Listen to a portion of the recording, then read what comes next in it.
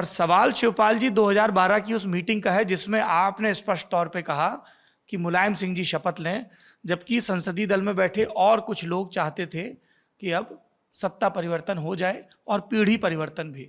तो फिर मीटिंग में विवाद भी हुआ, कैसे मनाए गए आप? नहीं, उसमें देखिए विवाद नहीं था। अधिकांश बहुमत में नेताजी जी को चाहते थे, हाँ, एक दो छोड़ करके। अब उनके नाम हम नहीं लेंगे, एक दो छोड़ करके पूरे सेंट्रल पार्लियामेंट बोर्ड नेताजी जी को चाहता था।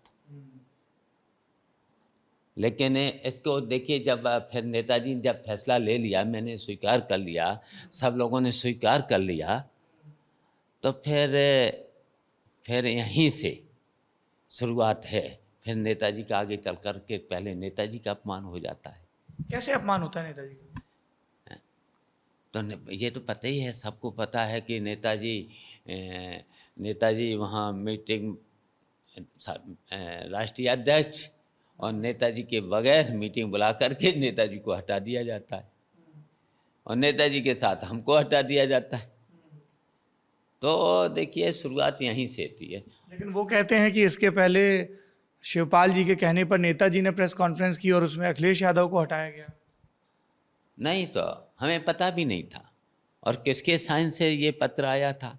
और फिर जब इस तरह की बात चली, झगड़े वाली बात, मैंने मंत्री पद से भी इस्तीफा दिया, मैंने अध्यक्ष पद से भी इस्तीफा दिया।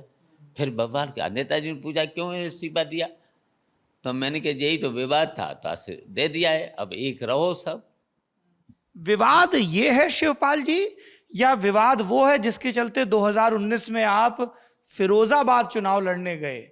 विरोध बीजेपी से है, बीजेपी के वर्चस्व को खत्म करने का उद्देश्य है, या राम गोपाल यादव के वर्चस्व को खत्म करने का उद्देश्य? आप तो नाम भी नहीं लेते उनका, आपके परिवार के ही हैं। देखिए, हम नाम इसलिए नहीं लेते हैं ना, 14 के बाद बहुत सी ऐसी घटनाएं हैं।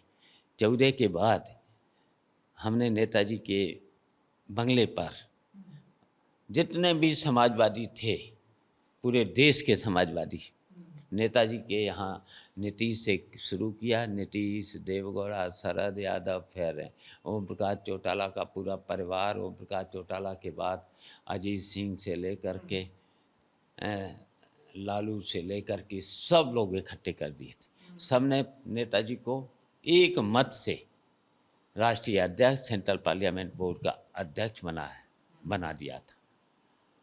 तो फिर कुछ लोगों ने, हम नाम नहीं लेना चाहते, डेथ वारंट पे हम साइन नहीं करेंगे, जिनके जिम्मेदारी नेताजी ने सौंपी थी। दूसरी बात रहा फिरोजाबाद की। फिरोजाबाद में जब हम गए तो हमारी बड़ी मीटिंग हो गई, और बड़ी मीटिंग होने के बाद कहा था, ऐसी पार्टियां तो मैंने बनते देखी हैं।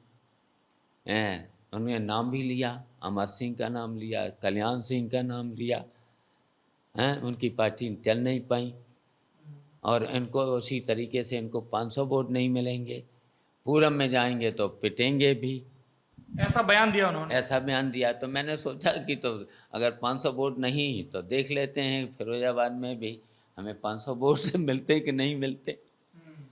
तो चुनाव लड़ लिया। चुनाव लड़ा, 91,000 वोट पाए और ये सुनिश्चित किया कि राम गोपाल यादव जी के बेटे अक्षय यादव चंद्रसेन यादव के मुकाबले चुनाव हार जाएं। ऐसे वो स्क्रिप्ट पूरी हुई। हाँ भाई, हमें 91,000 वोट मिल गया, 500 पार कर गए, और जीत तो नहीं पाए।